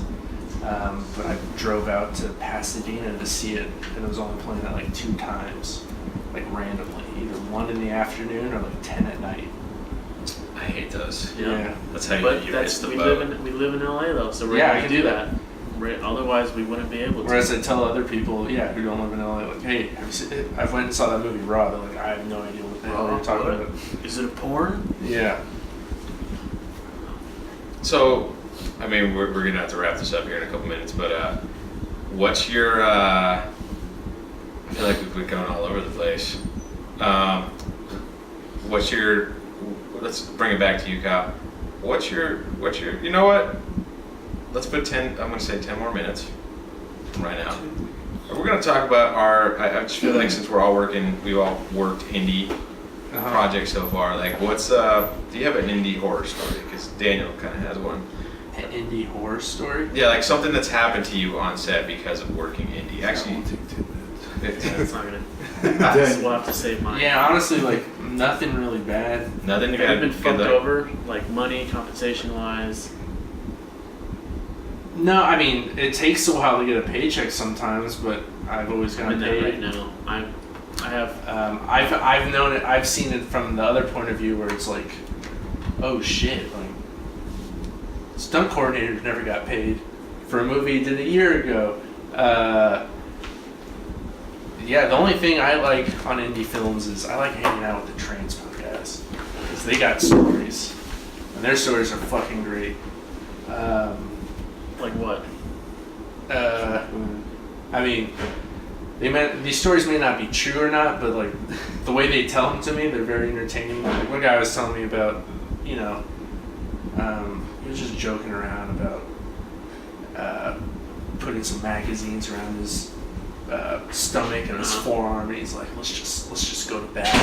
And I was like, Be punching each other. and I immediately was like, whoa, how long were you in prison for? He's like, I was in it for a decade.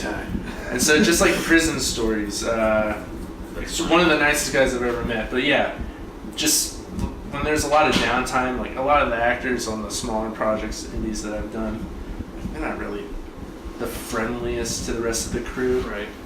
But everyone else that's on the crew, we're all in the same boat trying to live the dream. So I try to, like, everyone has got stories and just really nice people. It's always the ones where it's like when you're getting yelled at, it's like, come on, man. Like we're all here. You pay me $50 a day. It's like we're all To trying. do 7 different jobs. I know I'm repeating myself, but it's like we're all living the dream right now. We don't need you to make it feel like work. That's true. It's fucking true. And sometimes when I understand, like when AD or someone needs to be like on point or behind, whatever, and you need to like be forceful. There's a professional way of doing Exactly. There's a way where you can still be a prick, dick. but not a dick. that. Yeah. You know, you can still be forceful but not. Because then you embarrass realize, like, people. oh, we got 14 more days after this with this guy. And I'll fucking hate the, because I've been in that situation in sound, because I do sound on set, where, you know, camera's been setting up for fucking 3 hours, you know, and I'm sitting by Crafty, or I'm sitting by whatever, and I'm having a chat, because obviously, what the fuck am I supposed to do? Right. And then in AD, I've had this happen before. All right, roll sound, and I can hear it. Well, what the fuck? I didn't even know that you guys were done setting up. I would come in periodically, check, and I'm still setting Pictures up. nothing. And then I get, Yeah. you need to be here, stand around, blah, blah, blah. And it's like, fuck, no, I don't need to be right there. What do you want me to do? Be in the way? Yeah. What do you want me to just stand where they're gonna put a light? And then what? So camera can fucking take 8 years to set up, and then audio has 15 fucking seconds? I've been on one where the producers spent like each day yelling at a different department because they thought that department was the reason why we were slowing slow. down. And then it was, you know, Turns a out week into it. It was them yelling. No. It turns out like the last group or department from the yell at was camera. Yeah, because They're like, oh, we didn't realize camera's taking like at least 45 minutes. Because the DP will just to say, set up. I need 20 more minutes. That's Copy because, 20. You know, go they're trying ahead. to do like 40 setups in a day. They're trying to get through like 9 pages. There's definitely a hierarchy on set, and It doesn't need to be though. Something like that independent is kind of like, You're all on the same level. yeah, that's how I see it. It's like, it's my analogy is like, or even I don't know if it's considered an analogy, but it's like football. It's like you do your best to get the game plan, all the plays ahead of time, so on the day you're just calling it, and then adjusting as it goes. right. That's how it should be. Yeah. Like, 'Cause if you unless you're fucking Peyton Manning, you can't micromanage on game day. or it's like a boxing match, and to quote Mike Tyson, everybody has a plan until they get punched in the face. Yep. That's really what it could But come the, to. but the people that you want to work with, the next film, are the ones where you're like, they just take it with stride. They Oh, yeah. roll with the punches. I try my best to hold my tongue at all times on set, Which is really fucking hard for him. because I don't really care who you are, and that might be bad for me personally, but if I treat you with respect and you don't treat me with respect, I'm gonna throw it right back in your face, because there's no like intimidation thing for me where unless I know who you are. If I'm talking to J.J. Abrams and he's a dick to me, I'm not gonna say shit to him just because that's J.J. Abrams. Now I might lose respect for him and might not, you know, whatever. You might write a blog about him. But I might rant on my podcast about it. Yeah. But there's just, because to me there is a hierarchy there when you're dealing with certain people. But like you said, Well, yeah, some you know, people like love that hierarchy, so that like, you know, a second AD may be like all about it, where it's like you can't, you know, you immediately went to the first AD without going through me, like it doesn't. Yeah, that shit's annoying to me too.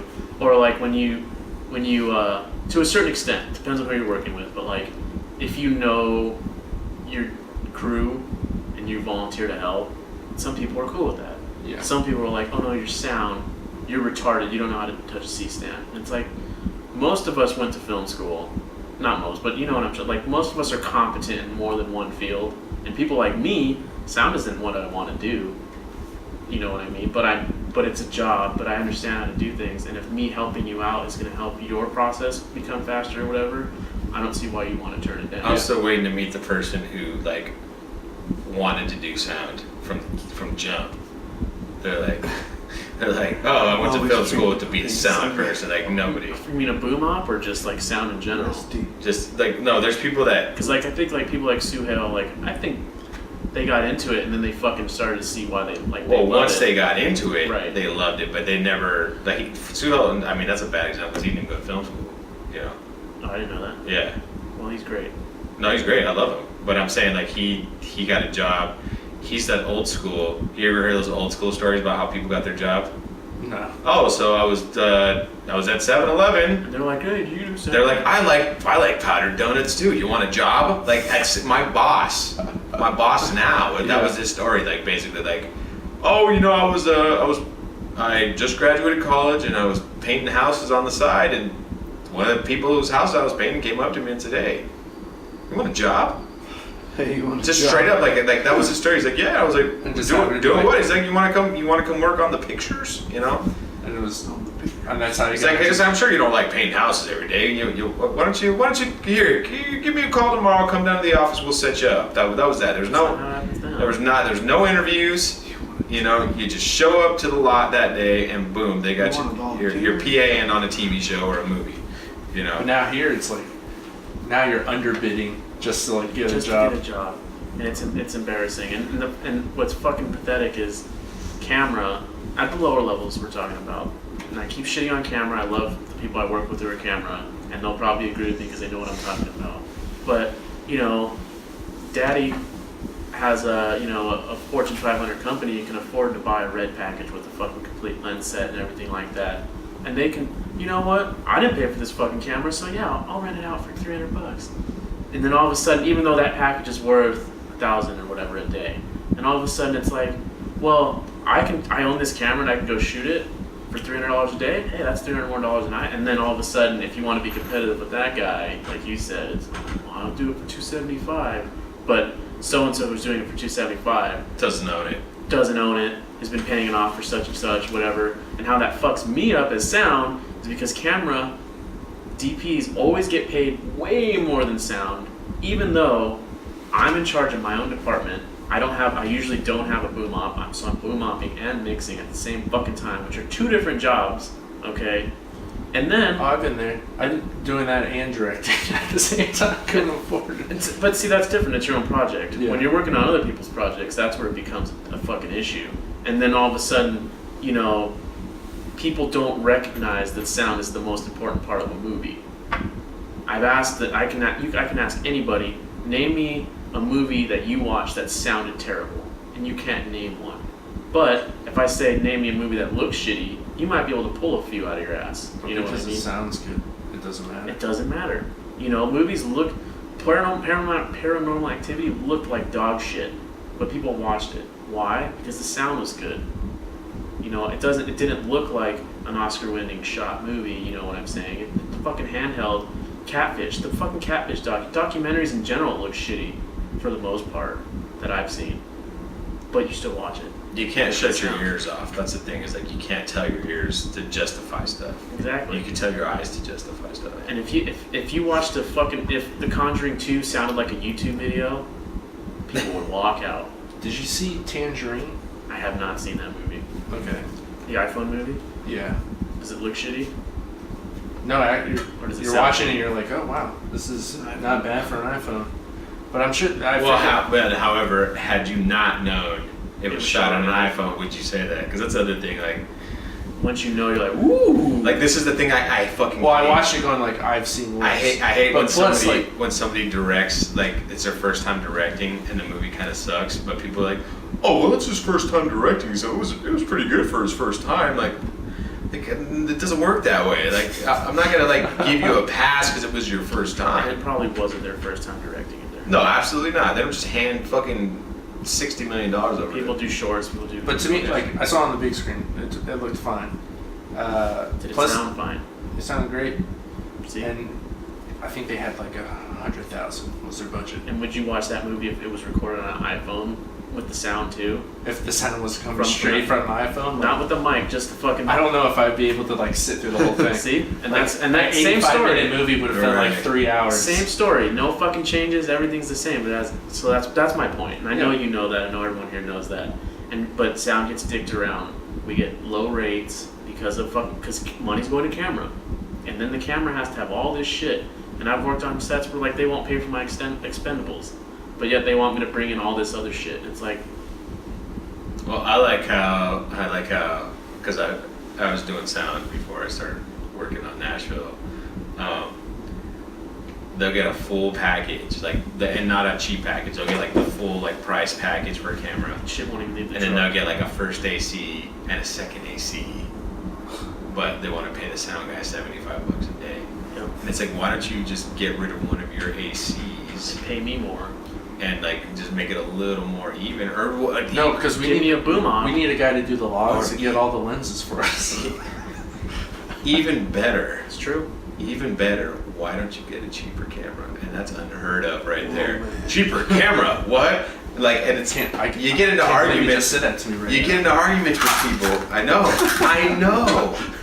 You get into arguments with people about this shit. I'm like, listen, guy. Where are you gonna screen this? Like, where are people gonna watch this? Oh, it's a web series. It's gonna be on YouTube.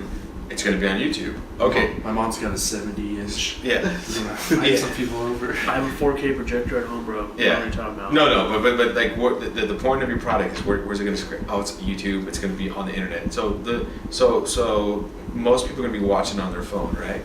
No. Yeah, probably on their laptop. Oh, okay. Okay, so then why the fuck do you need a fucking 8K camera? These laptops have good screens.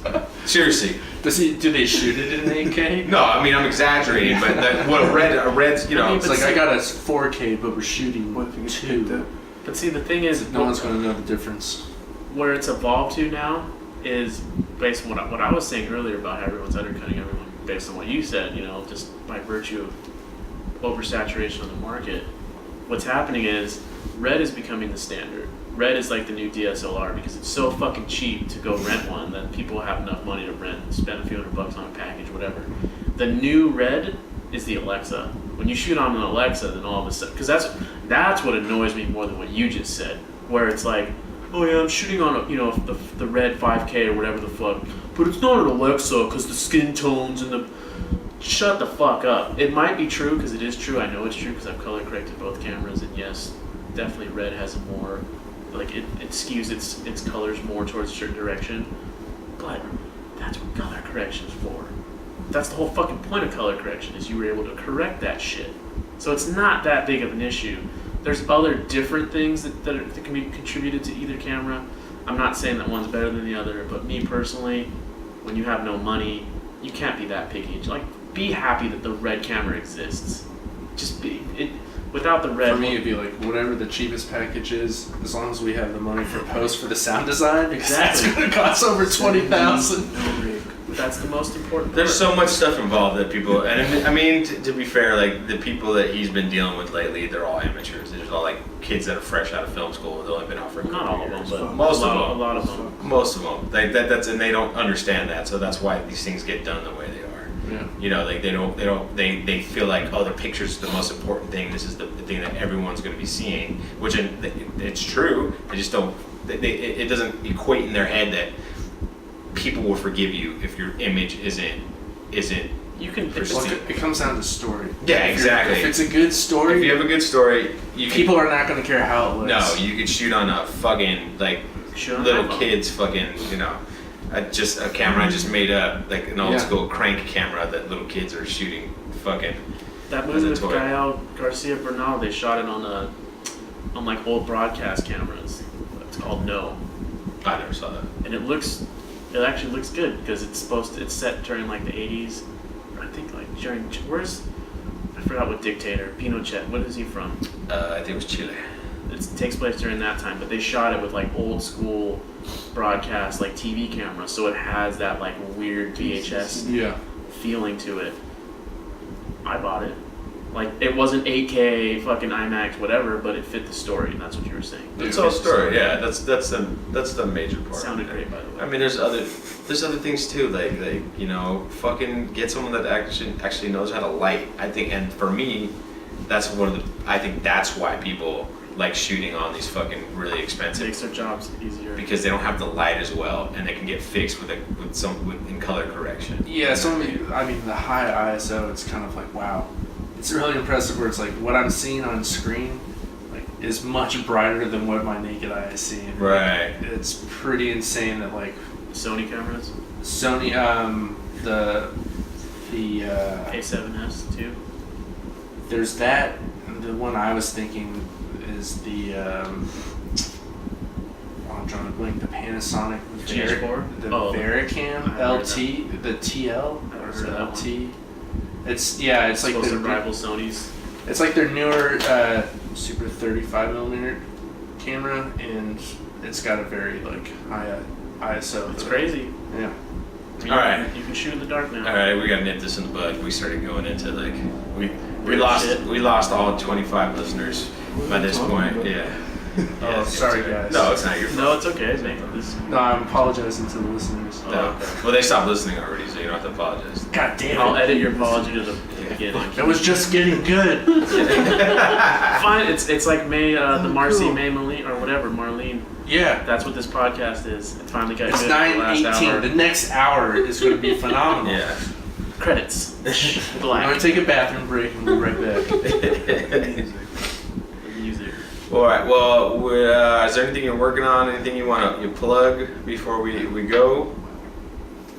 No, man. Just want to thank you guys for letting me come on. And What talk. about your band? Do you guys have a music page for people to listen to your music? I do have a Bandcamp page. The band's name is Mr. Turkey. Bandcamp. Spelled just like it sounds. Yeah, all one word. How's it, Mr. Turkey Bandcamp? I think it's like Mr. Turkey. MR or MISTER? MR. I think it's God like. damn it! You need to know your own website. What's going on here, Kyle? It's been a while. I'm sitting on like a bunch of album recordings, but I don't have any money to like put them out on record. Jesus Christ! I've tried submitting them to smaller labels, but they don't like me. They don't like it. One day they will. One day they'll regret it because you'll have all the money. Like, fuck, we could have had this guy for super cheap. And then you'll be at the forum or something. No turkey. I just want it out there. I don't care about the money. It's for the children. Just for The children don't want to listen to it. You gotta put it up on YouTube, man. Yeah. Vimeo. Yeah. SoundCloud. We recently did a music video. Just finished it. And yeah, again, it's like shot that very sloppy, but it definitely works. Hey, man. Music videos, I feel like you can be sloppy. Yeah, They're really forgiving because it's all about the music. exactly. The music is the story. Except for us and Kendrick Lamar. Yeah. Kendrick Lamar. You guys like YG?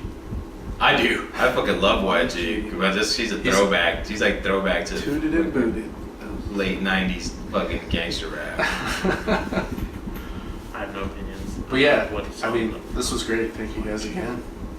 Oh, for sure, man. For sure. Anytime. Next time it won't be so chaotic in the beginning. For sure. Assuming you come back. You're probably like, fuck that.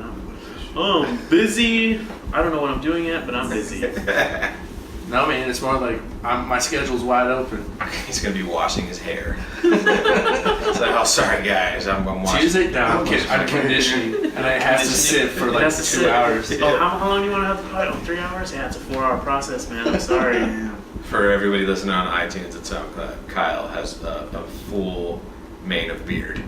That's it. All of his head hair It's a- just went to his. All of his head hair went to his face. I sneezed one day. And it just reversed. Yeah. It was Freaky I Friday. grew this just thinking like I would be able to like blend in and no one would notice, but now that it's grown, like I get nothing but people coming up, noticing me. And I would always tell my wife, she was never there when I was like, oh, this woman came up to me and told me how much she liked it. This older lady did it, and then finally we were at. How many men have come up to you?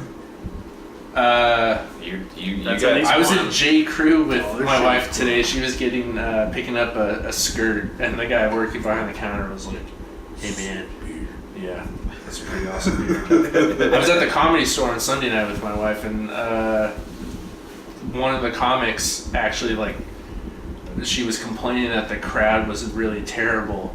But she's like, except for like the bearded guy in the back's bringing it. And she says, I think she said, I don't know. I didn't hear it, but they told me the comic said like, oh, he's, hot for an older guy. That's why our friend next to him screams out like, he's married! But then, yeah, another older lady came up and like was trying to reach for it. I was more offended by the older guy comment. Like, what the fuck, man? I don't care. What are we working with here? Fucks. Comic was probably like 37 or so. Fucking jerk. Or was she like 19? No, I think she was around my age. She was like 45. The older guy. in the No, back. I'd say like late Was it 20s. Eliza Schlesinger, or however you say her name? No, it was this. I forget her name. It was one of those nights where it's like a bunch of. Like a potluck thing? Yeah. Was it But 50 some of them were like really. Was it good. 15-minute sets or 3-minute sets? I think they were like 5 minute, five Okay. to 10, 5 to 10, depending on the person. Person 3 is like open mic. Yeah. All right. We'll keep going if we keep going. But yeah, sometimes I'll just. Have an Instagram. I've been bald since I've been 13, And so washing and conditioning, like the beard for the first time, it took some getting used to. Because I've never done it in like over 10 years. So you wash it? Like your hair? Yeah. I didn't Do you like realize put it's Pantene and shit in there? beard wax. Beard wax? Fucking hair. I don't even know what that is. I can't grow a beard, so. Yeah. This is it. It This just is years. hides his Right weak here. chin. This is years. This is He has a weak chin, so I've been doing this is 10 months. But I have like a full 10 beard months? in like This What's 6 that? weeks. This is years. I have like native blood in me, and this is it. Native Americans cannot grow facial hair. By native. Well, I was gonna say like He you means must do that. Chinese. You're the easiest Native American I've ever met. 1/16. I don't know what it is. Part of my family's from Arizona. You look before like- it was. Your beard looks like the Chinese kung fu drunk guys in the kung fu movies. It's thicker than that. Yeah. Give him credit. Thank you. Finally, It's thicker. some I got recognition. shit. No one's ever told me that before, so it touches me in the heart. No, he's. I got you. You're someone's fucking Filipino uncle. That's the beard. He's got the hair going. The one that's in a band. He's in a fucking 70s rock cover band and kills it at karaoke. That's what It's not me, I that's can't what that sing. beard looks like. Anyways. I don't know what to say. I have nothing to say. You got me. He looks like a girl with that beard. I do. I look young. I don't know if I look about a girl, but Feminine. if I shaved, 12 years old. I'm one of those people who like immediately. Baby face. When I first met Gian, I think I had a beard, and then I shaved. Who's this He thought I was like his age up until that, or no? How old? You thought I was the age I am now. I think. I definitely thought you were older. 25. I was I like, think you I was thought I like, was oh 20. shit, you're not the only guy going back to college after. And then I'm like, the fuck? I'm 19. I'm 19. I I was just like- transferred from I was like, junior how many college. years have you been in college before you transfer? 2? I was like, what? And I looked at him like, Fuck. what We'll take kind of longer. stupid So question? you're robbing the cradle?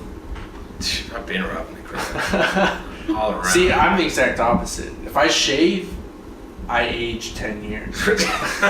You know what I'm talking. You met me when I didn't have facial hair, but yeah, I Don't look you like look skinnier too? I look like I'm in my 40s. No, I Doesn't look it? fatter because with the beard it stretches out my head. Fucking A. It hides my double chin for sure. It looks like I have Java growing from underneath. You can't tell though. Like it looks like Java's just here. It's your baby fat. Yeah, that's all it is. You'll grow out of it. Eventually. No, I agree. That's why It it's will. here now as a What are you placeholder. He exercises so much. I do. I do exercise a lot. That's why I have good wrist strength. Well, it's funny His because wrist strain. That's why you got like well, you would the think stamina in your wrists. Yeah. Like, you would think your jaw would be stronger by how much fucking chewing you do, as well. Oh, But that's not working out. Dick sucking dick. No, I keep no, it get your real. mind out of the gun. Yeah. That's not what he's talking at all. I was talking about I think McDonald's. he was hoping. I mean, I do have a good. What are they? It's a pounds per square inch. Is that how they judge your bite? I guess so, You man. can probably have a strong bite. I'm sure you You do. can probably How do you pierce do the it? skin. You don't even use a steak knife. No, You just fucking put your I'm fork not. in. I'm not that Mexican. Chomp right through I'm it. not that Well done. Mexican. I'm not that Mexican. Anything well done. No, see, that's why I'm not. I was talking about how strong his bite is. Like he doesn't even need to cut his steak into pieces. It's just like I'm chomps talking. it I right thought you were out. talking about like eating with your hands. No. You still use a fork. Certain Mexicans I know will go unnamed. Carlos. They eat with their hands. No, I'm not talking about Carlos. They just. I introduced the fork to this person. Shut down, you knife- fucking bitch. Yep. You mean the tortilla? The knife and the fork were Damn, you're completely alien. You're a bitch, dude. They don't use tortillas. And it was like, and I looked at, I'm like, what are you doing? You're being a fucking savage right now. But why do I need? No, she never said pero. Pero like, I don't know, Daniel. I was at Costco the other day and they have Kirkland Signature has their own take and bake tortillas. Okay. That was One of my my 2 bits. one of my friends would go take girls on dates to Costco Yeah, there's something wrong just with for that. free food. Do Like you they have a just. membership? I thought to see like Michael Aliota. He You got have a membership. membership though? So now I know for sure what kind of girls he goes after. White women? The ones that are down with going to Costco for samples. Getting the trifecta. In hopes that you Chicken guys bake, decide hot to dog, Yeah. slice of pizza. No. No, the That's samples. paying. I'm talking about samples. And if you They did, would walk around the store and get. Dude, There's you have enough a membership. samples. and in his head, it's like play your cards right. I mean, this was high school, so I we give you probably a- changed you a since hot then. dog. I give you a hot dog, and not in a sexual way. Maybe even a drink. All beef. If you don't want the carbs, you can eat the dog, I'll eat the bun. Dude, Also not in a sexual way. what's happening? I don't know. Let's share this $1.50. Are they still We're doing $1.50? episode 2 right It's now. Instagram clips. All right, we gotta go. Okay, you guys know the drill. dngtalk.com. That's it. Yeah. Be careful I with know, this. I know how to stop it. Don't. We got 152 Just click stop. file track. Keep going. We're gonna be out of here at 11 o'clock, 11:30. Hit stop. Sure. Kyle, now I know. I don't know how to say it. They'll bring you back. It's gotta be a weekend. It's gotta be a weekend.